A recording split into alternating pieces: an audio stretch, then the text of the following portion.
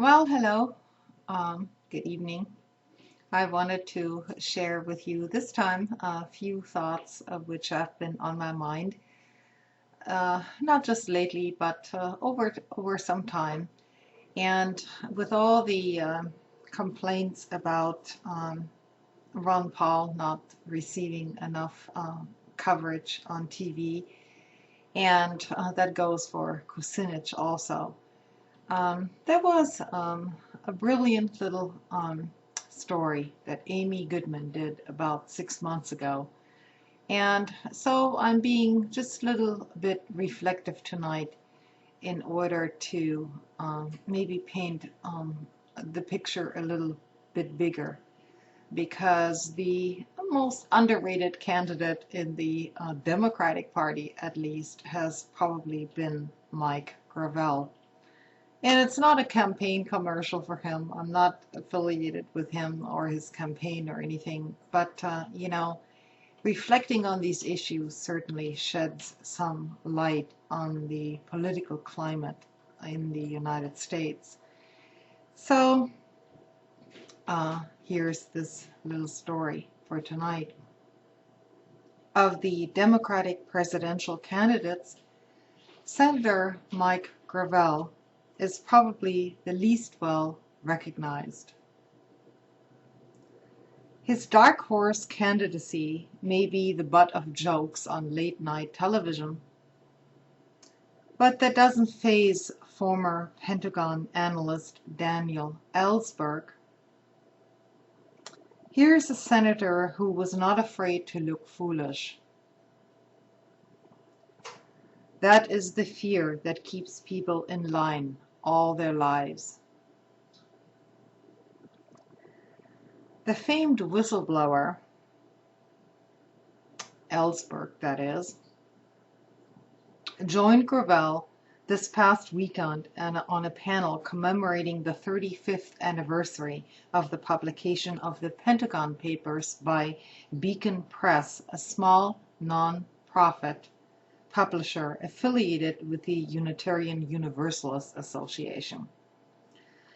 It was this publisher that Gravel turned to in 1971, after dozens of others had turned him down, to publish the 7,000 pages that Ellsberg had delivered to Gravel to put into public record.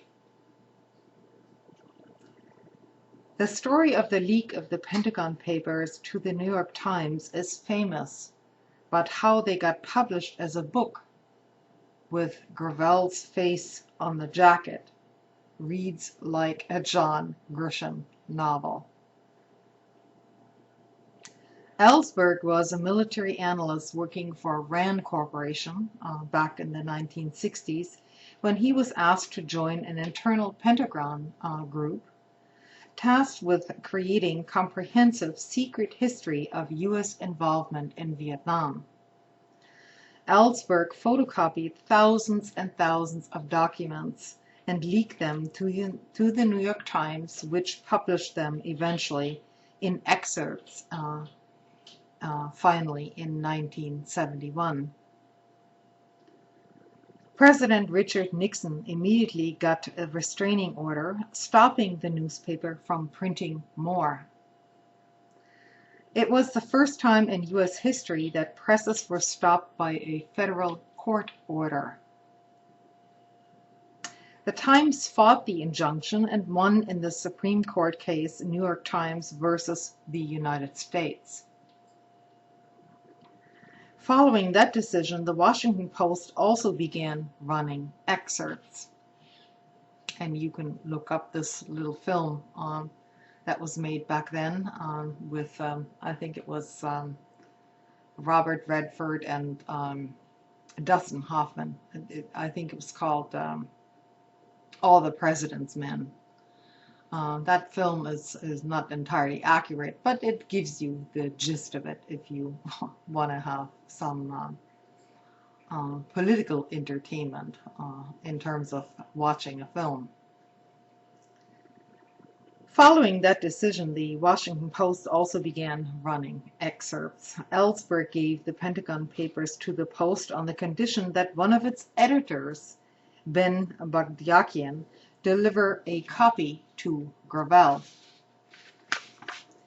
Gravel recalled the exchange which was set up at midnight outside the storied Mayflower Hotel in Washington. "I used to work in intelligence. I know how to do these things." Gravel pulled his car up to Mr. B. The two opened their trunks, and Gravel heaved the boxes personally, worried that only he could claim senatorial immunity should they get caught with the leaked documents. His staff aides were posted as lookouts around the block.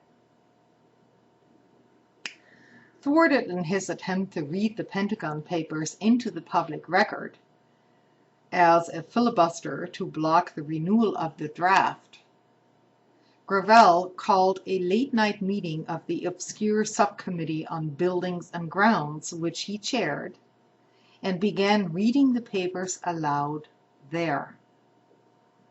He broke down crying while reading the details of Vietnamese civilian deaths. Because he had begun the reading, he was legally able to enter all 7,000 pages of the Pentagon Papers, once top secret, into the public record. Though ridiculed later by the press for his emotional display, Gravel was undaunted. He wanted the Pentagon Papers published as a book so Americans could read what had been done in their name. Only Beacon Press accepted the challenge. Robert West, the president of the Unitarian Universalist Association at the time, approved the publication. With that decision, he said, we started down a path that led 2.5 years of government intimidation, harassment, and threat of criminal punishment. As Beacon weathered the subpoenas, FBI investigations of his bank accounts, and other chilling probes, Gravel attempted to extend his senatorial immunity to the publisher. The bid failed in the U.S. Supreme Court, but not without a strongly worded dissent from one justice on that court, Justice William O. Douglas. In the light of the command of the First Amendment, we have no choice but to rule that here the government, not the press, is lawless. Which brings us to today. Sitting next to Gravel, Ellsberg repeated the plea that he was making in speeches all over the United States. The equivalent of the Pentagon Papers exist in safes all over Washington, not only in the Pentagon, but in the CIA, the State Department, and elsewhere. My message to them is this: take the risk, reveal the truth,